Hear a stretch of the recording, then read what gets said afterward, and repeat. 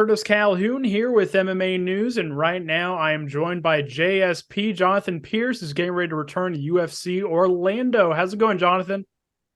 I'm doing good. How y'all doing? Doing good, man. Thanks again for the time. I really do appreciate it, man. Obviously, it's got to feel good getting ready to return at UFC Orlando against a guy like Darren Elkins. How does that feel, and how has camp been so far for you? Camp's been going good. I'm excited to get in there and do my thing and put on a show, make a statement, and see what's next. And being on the same card as a couple of your teammates too, Eric Anders and Tracy Cortez. Obviously, it's got to be fun for you guys. Does that add any extra fun to the trip in terms of camp and all that, having teammates on the same card as you? I think it's fun. I think it's full circle for me because Eric came on Valor with me on the local circuit, and he went on to the UFC, and then now I made my way to the UFC, and now I get to fight on a card with one of my teammates. That's pretty cool. Yeah. Absolutely, man. And talk to me a little bit about who you've been working with during this camp. Obviously, Darren Elkins is a guy, it's a veteran of the UFC. Who have you been working with mainly down there at Fight Ready? I've been working with Bobby. I've been working with Baljean before this fight. And then now I'm working with Ramon and then also Bryce. So we got a lot of people I'm working with right now. So we're taking all the stops out. I was about to say, because you really don't have a shortage of training partners down there, right? Especially in your weight class. I feel like there's a lot of guys that you can train with. How much of a benefit is that for you? Definitely, like everybody's coming to fight ready right now, like Demetrius Johnson and different guys. Bones Jones was there, Yair was there before his title fight. So it's a powerhouse and it's something to be reckoned with for sure. Basically, a guy like Darren Elkins, as I mentioned, obviously a veteran of the UFC, been around for a long time and has a lot of experience. How much would a win over a guy like that mean to you in terms of your path and in your path in the division too? Definitely want to fight as many veterans as I can. I want to fight them while they're young, while they still got that spark in them, and definitely make a name for myself. They don't call me JSP for no reason, and it's my job to go out there and show that to everybody. So we're like 3, 4 weeks out. I'm excited, man. Absolutely, man. And he has a little bit of a similar style, similar but different to your former opponent, Makhachev Amirkhani. Obviously, different, similar and different styles with their grappling. But what do you see in terms of some things that you feel like those two have in common getting ready for this camp specifically? I think they both like to go to the ground. They're mainly grapplers and they're going to go for the submission. And they've been around for a while. They've had a few fights. But I think Darren Elkins has a little bit more heart. I think he's going to go a little bit longer than Amirkhani. And I think, that's where the test is going to come in. And I know he's kind of like a late starter. So I know he sometimes turns it on halfway through the fight. So I'm training for 15 minutes, ready for 25. So whatever happens, let's do it.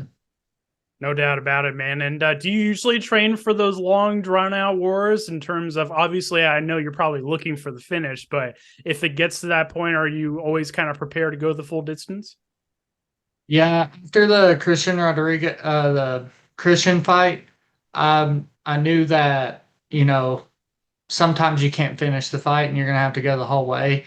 And that was hard for me to go the whole 15 minutes after I got choked for like 45 seconds. So that was a good test for me in that fight as well. So now looking forward, like just stay out of danger and just do my thing.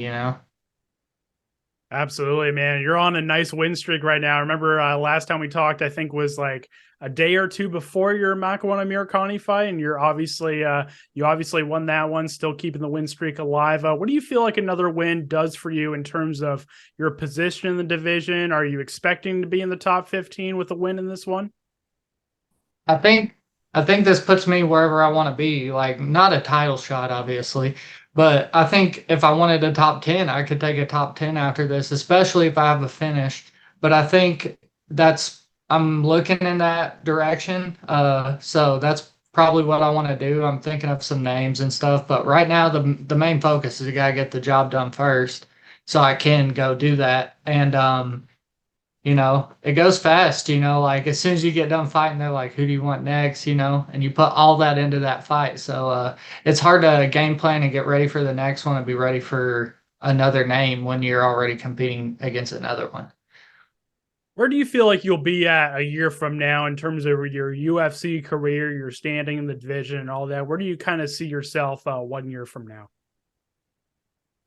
Either if I'm not fighting for the title, top five, want to stay undefeated at featherweight. So that's my goal, stay undefeated, become champ. And yeah, I don't think it'll happen in 1 year. I think, because say, okay, I got here, I win this fight. Say they give me top 10. Okay, I get top 10. Okay, say I finish it. Okay, at best, I'm going to get somebody who's not injured below the top five or right at the top five, so that's going to be a year or two right there. You know what I mean? So I think, if I was guessing or a bet man, that's what I would say how it'll go. I got you, man. Sounds like a good plan. Obviously, the featherweight title picture is a little bit on a hold right now with Volkanovski moving up to probably face Islam Makhachev. Obviously, assuming that fight comes together for the lightweight title, how do you feel like Volkanovski matches up with Makhachev? I think Makhachev's going to take this one. I think he's a little bit of a size bully.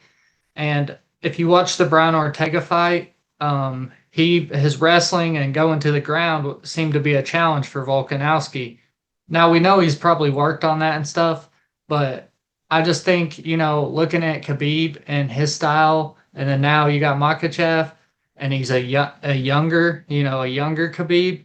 So that's kind of what I'm looking at. Like, how many times has that guy? What, he got knocked out one time, so he's not really taking any damage, and I think he's going to win that fight just on pure size.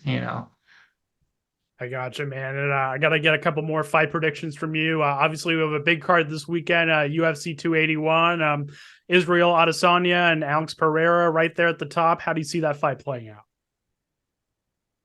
I want to go for the underdog in this one. I just like seeing crazy stuff happen. So that's what makes the sport interesting and makes people watch. And then obviously we have Dustin Poirier and Michael Chandler, another exciting fight. How do you see that playing out? I'm sure it's probably going to be a war, but who do you have winning that one? Both of them are my like from my area, and I like both those guys. But I'll have to go with Chandler because he's closer and he's new to the game, and he hasn't. It's kind of like the big brother, little brother mentality. Like he hadn't got to touch UFC gold. So I think that he's going to be the hungrier fighter where Dustin Poirier is kind of hanging on to his name.